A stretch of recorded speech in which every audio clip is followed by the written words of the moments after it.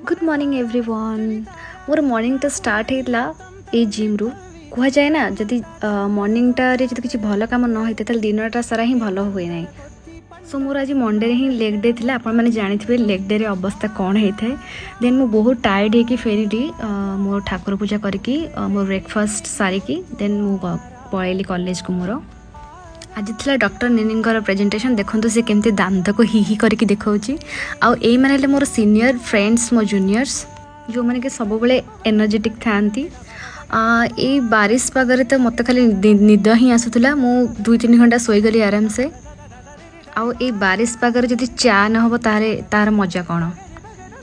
Then संध्यारे मु ready होकर मंदिर गली। मंदिर पूजा सारिकी डिशु सहित टे खेलिकी टे मजा मस्ती कली।